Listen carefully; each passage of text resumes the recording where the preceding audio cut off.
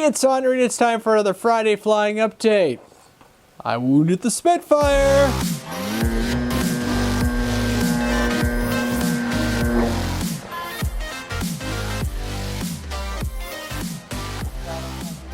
Nope.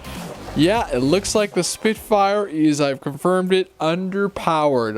My 1000 kV setup with the batteries just didn't want to launch today. And that's some of the footage you're just seeing.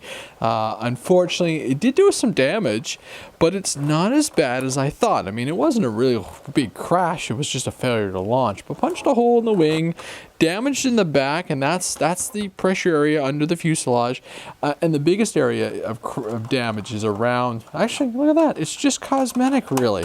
The motor's still in there, and it's just this plastic, this super thin sidewall stuff. So I'm actually going to repair it. And I always said with the 3D printer planes that this would be something I would be checking out to see just how durable it is.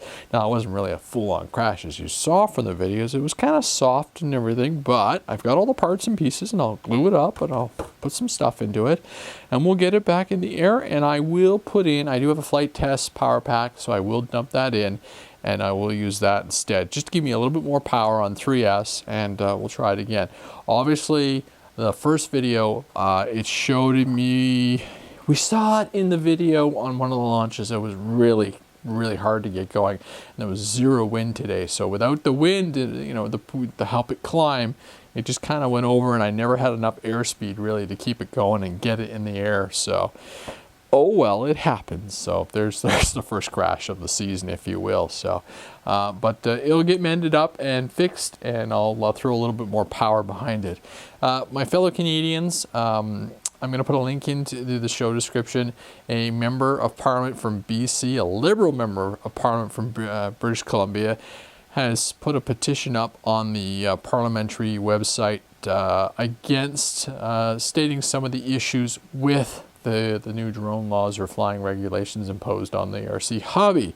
There's not a lot of details about what this minister and what it is, but it's just basically opposing the rules, the interim rules. So, sign it, please, as a Canadian. Do it, do it, do it. I talked to Brendan again from DJI today a little bit about some of the conditions and everything, and things are developing. He was really grilling me on what I thought about some of the changes and what we should look at. I did fly today. I did fly the DJI Phantom 4. You will see some footage, and I got up and I got a sunset and everything. And what I could live with the 90 meters and some of the other issues, you know. But what really surprised me was how quickly a 500-meter bubble comes in on a craft like that. You know, just flying over farm fields and so on. But it was just like, wow, I'm just, you know, like you go to set up on a shot and you're doing a travel move, and you'd be surprised how little room that gives you to be flexible when you're approaching something. So something like that scenic shot I like doing over top of the trees, right? Well, you back up to that abandoned shack. That's 250 meters, almost 500 meters away. And so it's like you don't have that approach to vectoring anymore. Vectoring, it sounds like a fighter plane. But anyhow, flew the Phantom, sort of flew the Spitfire, and then, moment of weakness, bought an RC scale climber. This is actually something, this is an ECX Barrage. It's a 1/12 scale, so don't park it beside a 1/10 or 1/8 because you'll feel tiny. You know, it's kind of like trucks elsewhere in the world, right? Bigger, better. But anyhow, it was within my budget, and the funniest thing, you know, I thought the crawler thing was pretty good and interesting, thanks to Scott's influence and everything. But my son grabbed the remote, and I think I've driven it like 3 times so far since buying it yesterday. And my son just went nuts. We did throw some FPV on it, but, you know, with all the shaking and everything, you kind of get vertigo after a while. But it was fun just to go around the backyard. This is a simple 25 milliwatt setup, so we're going to have fun with it. It's like I need to buy a second frame or something. So I do apologize for the update coming out late this evening. We're actually seeing families. Today was Good Friday, and it is an Easter long weekend. So we kind of took a little bit of time and had some fun. I worked outside, did some maintenance on the car, and just enjoyed the fantastic weather that we're having all of a sudden. So it's like, yay, spring's here for a little bit. I think tomorrow and the rest of the weekend it's cold and wet and icky, so you know, it's going to get rainy as the weekend goes along. Tomorrow morning, RC After Hours fans, David Vinstow will be on giving us an exclusive about his RC tank battle, part 2.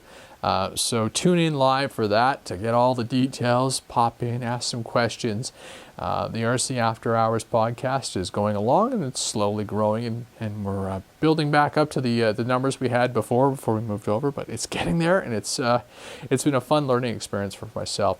Flayfest West, oh, you volunteer guys are awesome. We're getting there very rapidly. I've been building a plotting and putting everybody's positions together and really organizing that, and it's just I can't wait to see how this experience goes. So there we go, ladies and gentlemen. It's Good Friday here. Happy Easter. Thanks for watching. Videos coming for this bad boy eventually once I repair it. Then I will edit up the Phantom P4 footage from today. And it's just, like I said, it was just nice to go flying again. So there you go. Thanks for watching. Bye.